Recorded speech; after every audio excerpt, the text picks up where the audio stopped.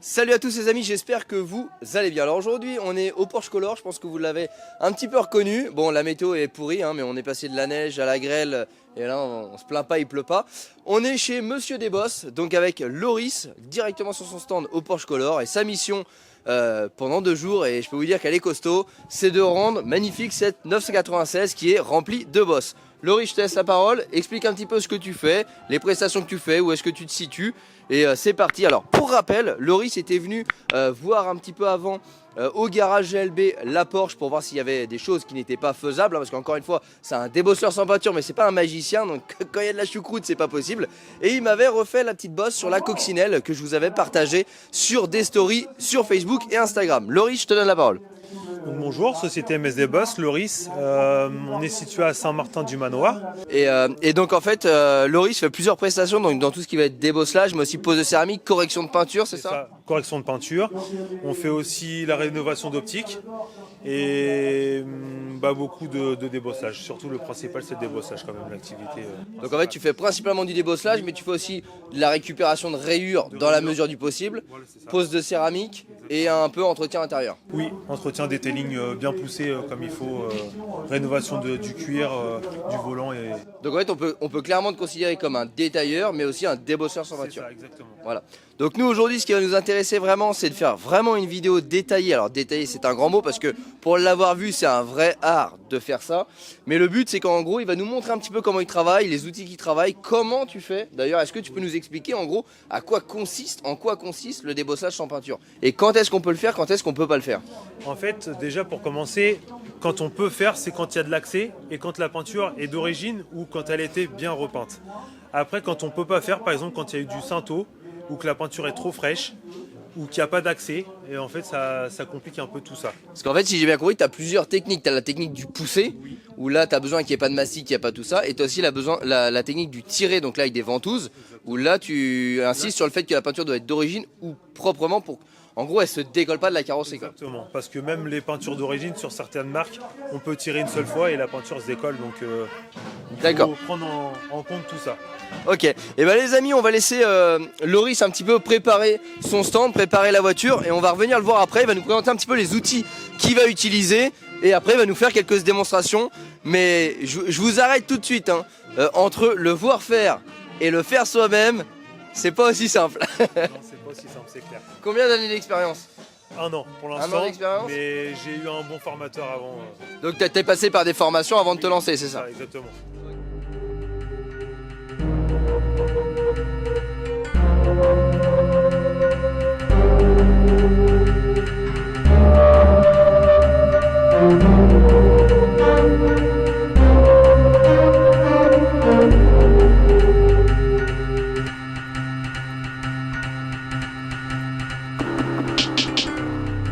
Bon les amis, on se retrouve avec Loris, donc qui est en train de bosser un petit peu sur la 911. Alors Loris, est-ce que tu peux nous expliquer un petit peu comment tu as travaillé? Là on va s'attarder sur une petite bosse qui est ici, donc on va vous la montrer un petit peu de plus près tout à l'heure. Mais est-ce que tu peux nous expliquer à quoi ça sert ça, quel outil tu utilises et un petit peu la technique? Donc premièrement, une petite plaque pour pouvoir protéger la vitre, parce qu'on va avoir besoin de forcer avec l'outil sur la vitre. Donc on protège la vitre, le petit coussin pour pouvoir écarter, pour passer l'outil. Le joint. Après, on a un outil à 90 degrés pour pouvoir pousser dans les portes. Alors là, on vous montrera tout à l'heure, mais il a plein d'outils. Et à la limite, ce serait intéressant que tu nous expliques lequel tu utilises pour quel type de bosse, etc. C'est là où le métier commence en fait. Hein. C'est que là, des tiges comme ça, je pense que je suis pas marseillais quand je dis que tu as pas loin de 50. Oui, ça peut. Donc déjà, il faut avoir l'œil de quelle tige on utilise. Et c'est là où on voit qu'en fait, il n'y a aucun risque d'abîmer parce que au niveau du joint, en fait, tout est... là, c'est un coussin d'air hein, pour vous montrer, pour écarter le joint. Il passe pas d'outils ni rien qui pourra endommager les joints. Et la petite plaque, comme tu expliques, c'est parce que tu vas forcer. Donc, plutôt que de forcer sur la vitre, en fait, tu vas forcer sur la plaque métallique. Exactement, c'est ça. Et là, du coup, ça te permet de voir les lignes de carrosserie, je suppose. Oui. En fait, la petite board, on appelle ça une board, du coup, ça reflète sur la carrosserie et ça fait des lignes. Donc, les lignes sont droites et quand il y a une bosse, en fait, les lignes sont déformées. D'accord. Donc, en fait, le but, c'est de... Et comment tu arrives à savoir si c'est une bosse ou un creux? En fait, un creux, c'est large. Donc, ça fait une bosse. Donc, C'est large. en fait, un creux va déformer ta lumière et va écarter les lignes. Exactement. Et quand c'est remonté, ça va serrer les lignes. D'accord. Donc, en fait, du coup, quand tu débosses, par exemple, tu vas un peu trop loin. Du coup, tu vas avoir une inversion de l'écartement vers le serrage de la ligne. Et dans ces cas, tu sais qu'au lieu de pousser, il faut retaper. Exactement, c'est ça. Voilà, donc c'est hyper précis hein, à faire. On va essayer de pouvoir vous filmer un petit peu la zone où Loris va bosser ici avec les lignes pour que vous puissiez vraiment vous rendre compte quand il travaille sur la bosse, quelle réaction de la lumière on a. Et en fait, du coup, tu travailles quasi pas à l'œil, mais avec la réflexion de la lumière. Oui. En gros, sans ça, c'est impossible de bosser quoi. Exactement. Ok. Bah, les amis, faites le tour et on va essayer de vous montrer un petit peu le travail. Ah, donc là, on va voir Loris qui va bosser sur la petite bosse. Et franchement, courage à lui aujourd'hui parce que on est au Porsche Color là. Là, il nous fait une démonstration au Porsche Color. Donc, comme je vous dis, il est déjà venu au garage. Mais là, les conditions, c'est la galère. Il fait super froid. Vous voyez, on est avec les manteaux, on se caille les doigts. Et je pense que ça doit pas être facile au niveau du toucher facile, pour. C'est froid, la tôle est froide. Donc il faut y aller doucement parce que en fait si on force de trop on peut tout simplement casser la peinture. D'accord. Ouais, parce que c'est rigide, la peinture est rigide, elle a pas de sa souplesse. Ouais, du coup, tu as aussi un travail avec la température de la carrosserie. Oui. Et je suppose qu'à l'inverse, en plein soleil. Bah, c'est beaucoup plus simple entre guillemets parce que la tôle se travaille mieux et il y a moins de risques D'accord. d'abîmer la peinture. Ok, et bah c'est parti, on va le voir à l'œuvre.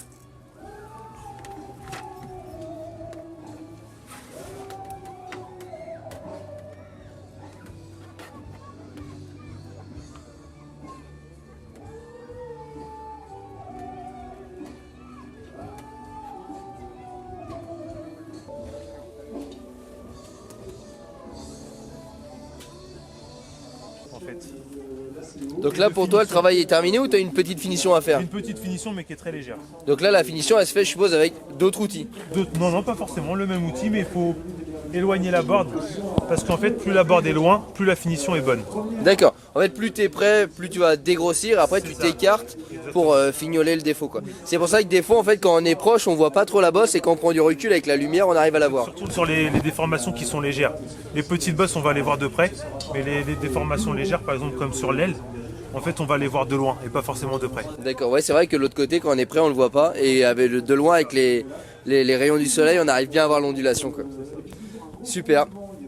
Bon, maintenant que Loris vous a un petit peu expliqué la technique pour travailler les bosses, donc avec cette fameuse bande de lumière, c'est ça comme ça que tu l'appelles, non? Une board, c'est ça exactement. Voilà. Et ben il va vous expliquer un petit peu les différents outils qu'il a et pour quel type de bosse ou quel usage tu utilises du coup, quel type d'outil. Et je suppose qu'il y a une question aussi d'accès avec la colle quand t'as pas accès. Exactement, donc on part sur la borne de base donc pour pouvoir refléter sur la carrosserie. Ça c'est indispensable. C'est indispensable, on n'a pas le choix de travailler avec. Après on a le marteau, donc un petit maillet, un petit picker, donc c'est souvent un outil en nylon. Donc ça permet de ne pas marquer la carrosserie, de pouvoir redescendre les hauts qui peuvent arriver, soit on les fait les hauts, ou soit des fois sur certaines bosses on est obligé de descendre avant de remonter la bosse. Quand tu appelles un haut, je schématise, en fait c'est quand en fait tu viens repousser la bosse et du coup tu crées une dune au lieu d'un creux, quoi. Exactement. Donc là après tu viens remettre la surface plane avec ça. Exactement, c'est ça. Et ça permet de ne pas abîmer la carrosserie. D'accord. Voilà. Donc après on a par exemple le crochet à portière. Donc crochet à portière, c'est l'outil idéal pour les portes, les petites bosses et les bosses piquées. Donc ça c'est avec quoi tu vas intervenir dans les portails, dans les portières autant pour moi, et quasi uniquement pour les portières? Quasi uniquement pour les portières. Ouais. D'accord, et à quel moment tu utilises du coup celle-là? Donc par exemple, une queue de requin, non, pas. Ça s'appelle une queue de requin. Tu n'as pas la queue de caniche? Non, queue de requin uniquement. Comment dire, sur les portes. Moi j'appelle ça un burin, j'utilise ça mais en maçonnerie. Oui mais non là du coup c'est pas la même utilité. Dans les portières souvent il y a des renforts. Et il y a des bosses qui sont faites au niveau des renforts et en fait un outil comme celui-ci, il passe pas entre la tôle et le renfort. Exactement. Alors pour schématiser un petit peu, excuse-moi de te couper, les renforts généralement vous allez trouver ça sur internet, sur des photos Google, c'est une espèce de croisillon qu'on retrouve à l'intérieur des portes pour les chocs latéraux. Et en fait quand vous démontez un panneau de porte, généralement, dis-moi si je me trompe, mais la vitre se trouve derrière le renfort. C'est ça. Et le renfort se situe entre du coup la vitre et la tôle plane de votre carrosserie.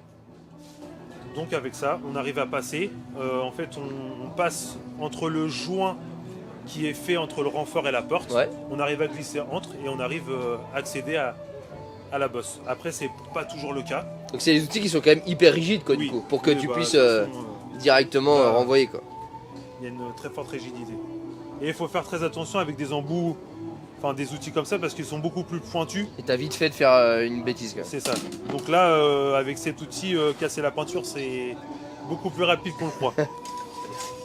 Et après, ça c'est par exemple quand on a des renforts. Ça c'est dans pour les pêcher portières. le requin ça. C'est ça. Donc on peut passer, en fait on peut pas passer avec la queue de requin, on peut pas passer avec le crochet à portière. On vient du coup insérer celui-ci et reprendre par en dessous le renfort. Ah On ouais arrive à d'accord, en fait accéder tu remontes en fait, C'est tu ça, reprends on ta bosse remonte. On par-dessus. descend plus bas et on remonte, on arrive à accéder à la bosse comme ça. Ah c'est quand même assez... Faut déjà que tu anticipes lequel outil tu vas avoir besoin en fait. Et puis après des outils un peu plus classiques, donc pas forcément pour les portes, pour tout type de bosse, qui sont par exemple dans les capots, où il y a toujours un petit trou en accès, on vient placer la bosse et puis on vient masser la tôle ou la pousser doucement. Donc après des différentes formes, différentes tailles, parce que... Selon le contexte. C'est ça, selon le contexte. En fait si je résume, tu as le placement de la bosse sur l'élément, si c'est sur une aile, un capot ou une portière, tu n'utiliseras pas le même outil. C'est ça. Ensuite, tu as les non-accès, donc ce qui va être renfort, etc. Et après, du coup, tu as aussi le chemin d'accès de la bosse. Par exemple, je suppose que si tu interviens sur une aile avant, tu vas pas utiliser le même outil que sur la portière, parce que tu vas devoir passer, je suppose, derrière le passage de roue. Voilà, par exemple, pour une aile avant, on a une barre coudée. Que tu viens poser sur le pneu, je suppose. Exactement, sur le pneu. On vient poser comme celui-ci et qu'on vient forcer avec le pneu, on arrive à débosseler avec l'accès. Et tu as besoin de retirer le pare-bout ou pas du tout? Oui, il faut retirer le pare-bout. Donc on a un petit outil qui abîme pas. Et après on vient mettre un coussin d'air pour maintenir le passage de roue enlevé. Et on vient passer l'outil pour pouvoir débosseler. D'accord, donc voilà un petit peu, je pense que c'est important de montrer les types d'outils et l'utilisation, parce que des kits de débosselage sans peinture sur internet on en trouve plein, mais entre le voir et le voir faire, croyez-moi il y a une différence.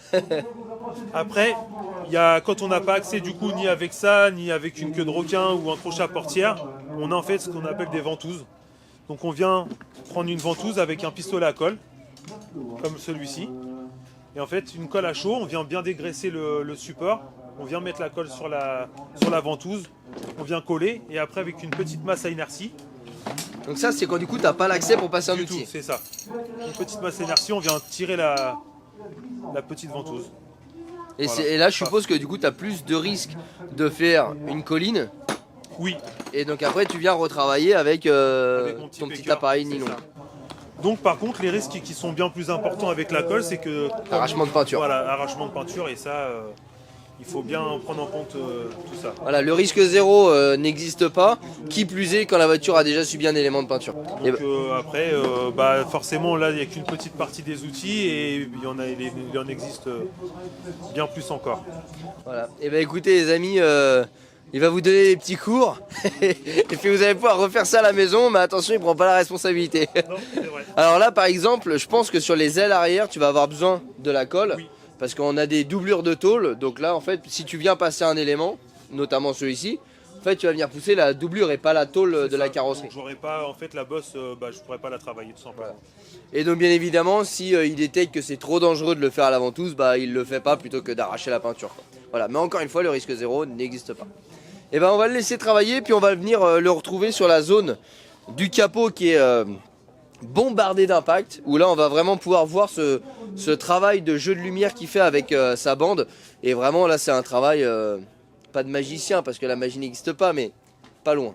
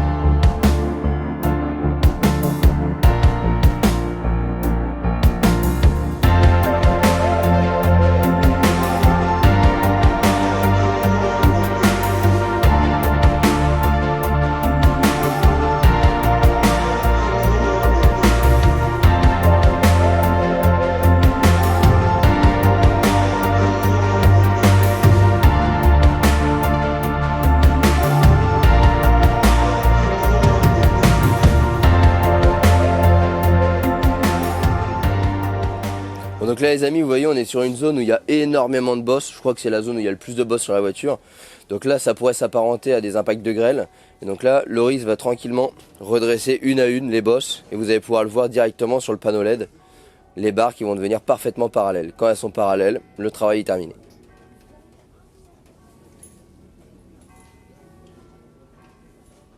Donc encore une fois, ça paraît simple comme ça, hein, mais c'est hyper minutieux. Et Loris, il a quand même pas mal l'habitude. Si on fait la même chose, il y a quand même 90% de risque. Soit on abîme la peinture, soit on fait carrément une dune, quoi.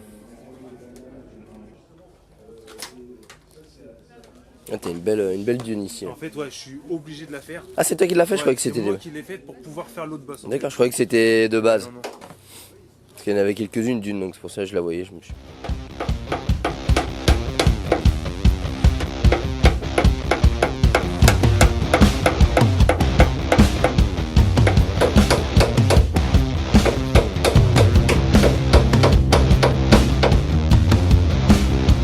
Avoir le travail un peu de formation de la tôle.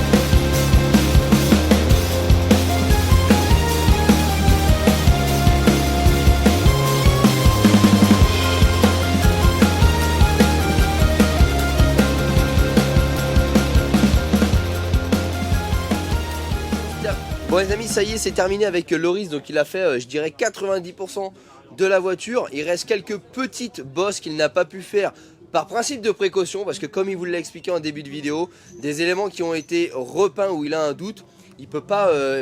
comment t'appelles, le marteau à inertie, c'est ça? C'est ça, le marteau à inertie avec des petites ventouses. Voilà, il préfère pas l'utiliser parce qu'il y a toujours un risque de décollement de la peinture. Donc en fait on peut retirer la bosse mais on peut aussi abîmer la peinture. Donc deux choix, soit on prend le risque de le faire, soit on le prend pas. Là on a préféré pas le prendre. Mais pour le reste, franchement, un grand bravo. Bah de rien. Parce que franchement c'est impeccable. On va vous remontrer un petit peu au niveau du capot. On va vous faire passer les lumières sur le capot. Il n'y a plus rien. Franchement, il y avait au moins une trentaine, je pense. Ouais, on était pas loin des 30 bosses. Ouais, on avait pas loin d'une trentaine de bosses comme ça et aussi bosses comme ça sur le capot. Ouais, c'est ça. En concave et en... Après, je sais plus comment on dit, mais... Bon, on avait des dunes et des vagues, ouais, quoi. Ça, des dunes et des vagues, mais là, en tout cas, c'est impeccable. Au niveau des portes aussi, c'est pareil. Il y avait quand même la porte conducteur. Porte conducteur, il y avait au moins 7 ou 8 bosses et plus ou moins pareil côté droit. Voilà, mais donc... droite, c'était un petit peu moins prononcé. Et je crois que tu en as retiré également 2 ou 3 sur l'aile là. 2 ou 3 sur l'aile, qui était un peu plus évasé. Voilà. Donc franchement ça transforme la voiture parce que du coup bah, les 3 quarts de la voiture n'ont plus de bosse. Et il me reste 3 bosses sur l'aile arrière gauche qui malheureusement on a préféré ne pas les faire. Donc on va vous montrer un petit peu tout ça. Mais avant ça je sais que vous posez certainement la question du prix. Combien ça coûte?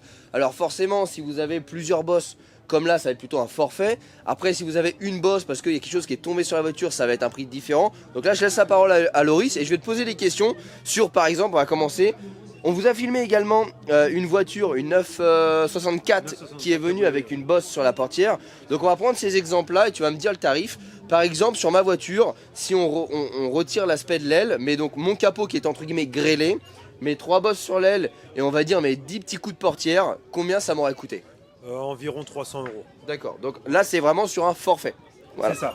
Après, par exemple, une porte comme celle de la 964, c'est plutôt aux alentours de 60 €. On reste sur un impact qui est facilement réalisable, donc on reste dans des prix corrects. Et je prends un cas un peu plus fort, je crois que tu avais une petite pancarte tout à l'heure, alors je crois que c'est celle-ci, où là on a vraiment un enfoncement sur la porte.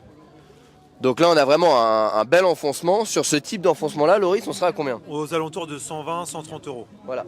Donc pour vous donner un petit ordre d'idée, pour avoir l'habitude de faire, entre guillemets, repeindre par des professionnels des éléments, il n'y a pas 50 solutions. On va parler très franchement, au black, un élément ça vaut 150 €. Au black. C'est-à-dire que c'est un copain qui va vous le faire, il n'y a pas de garantie, il n'y a que dalle. Et à 150 balles, vous êtes déjà sur un prix mini. On est plutôt aux alentours de 180. 150, c'est si vraiment c'est un bon copain.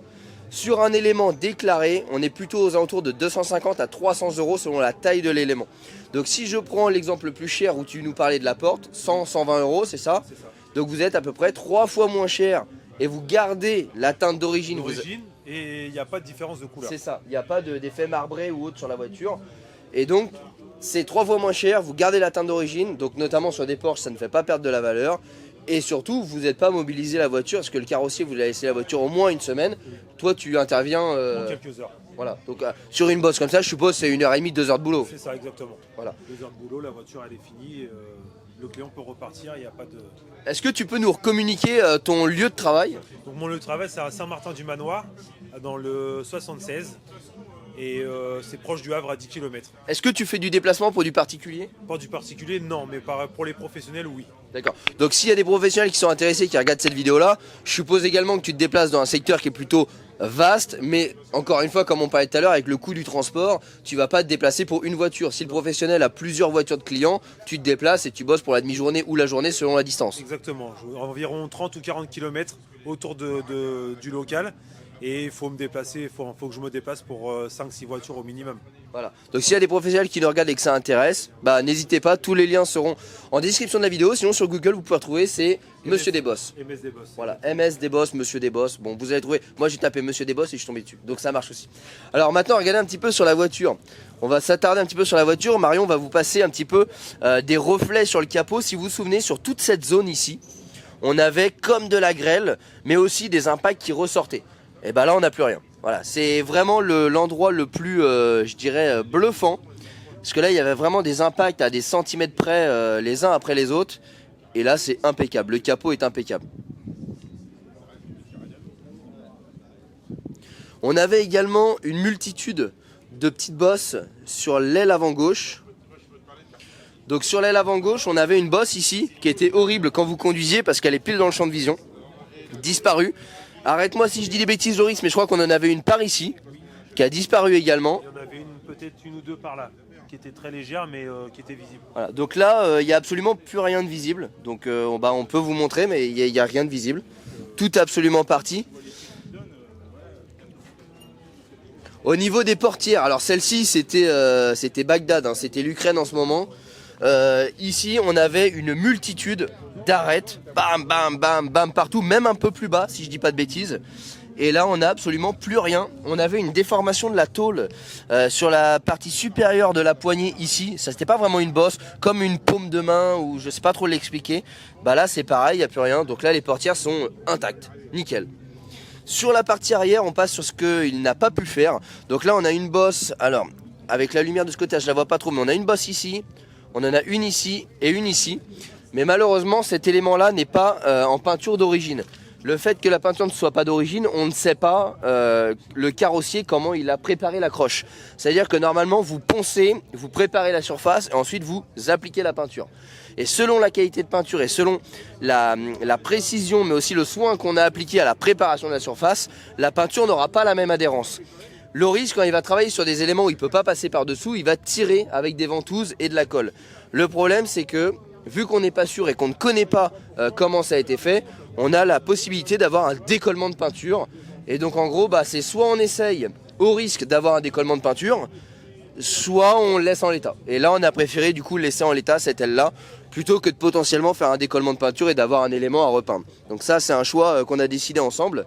Sur la partie arrière, il n'y avait rien à faire. Alors je m'excuse, hein, elle n'est pas terrible la voiture, parce qu'on a eu un week-end vraiment catastrophique. Et encore une fois, plein de pouces bleus en description de la vidéo pour Loris qui a travaillé avec 3 degrés pendant 2 jours, qui a bravé la neige, la glace et la pluie. C'était vraiment horrible, franchement les 2 jours étaient chaotiques. Voilà, c'est vraiment un travail de précision avec le bout des doigts, etc. Donc franchement bravo à lui. Et sur cette partie-là, alors l'aile là, sauf erreur de ma part, il n'y avait pas grand, il n'y avait rien même, je crois même. J'ai pas vu spécialement de bosse sur celle-ci. Et la portière ici, on avait, je dirais, 7 ou 8 impacts également. Et là, on n'a plus rien. Voilà.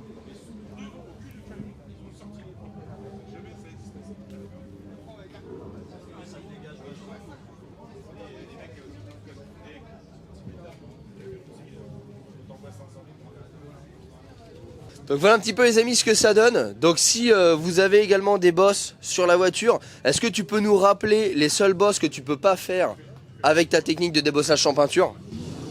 Les bosses du coup quand la peinture est fraîche. Les bosses forcément quand il y a du mastic en dessous c'est très compliqué parce qu'il y a forcément un risque qui est encore plus important que juste une peinture. Et après les bosses où il y a des impacts de peinture. Donc là ça c'est pas possible. Voilà. Encore une fois, c'est pas un magicien, mais c'est quelqu'un qui est très doué dans son domaine. Donc les amis, si vous avez des bosses sur votre voiture qui ne nécessitent pas de passer par la case peinture, c'est-à-dire qu'il n'y a pas de décollement de peinture, il n'y a pas de rayures profondes impactant la peinture, et ben vous avez la solution que propose Loris, MS Débosse, les liens sont dans la description de la vidéo, de débosseler sans peinture votre voiture, et ce qui permettra du coup de garder la teinte d'origine, de ne pas immobiliser le véhicule, et le faire à moindre frais. Si vous êtes même assuré en tout risque et que vous passez dans les frais d'assurance, généralement vous avez une franchise d'au minima 300 à 400 euros. Là dans le pire des cas tu nous parlais de 120 euros. Oui c'est ça, 120, 150 au grand maxi. Voilà, donc dans le pire des cas ça vous coûtera toujours moins cher que la franchise de votre voiture. Donc les amis, encore une fois un grand merci à toi Loris, bravo. Rien, avec plaisir. Et les amis, n'hésitez pas, tous les liens sont dans la description de la vidéo. Je vous mettrai également, si tu as un site internet, je mettrai sa page Facebook. Je mettrai les coordonnées, donc vous pouvez vous rendre directement chez lui. Pour les garages, les professionnels, vous pouvez le faire intervenir si vous réunissiez plusieurs prestations de différents clients le même jour. Comme ça, il fait le déplacement, il fait ça directement chez vous.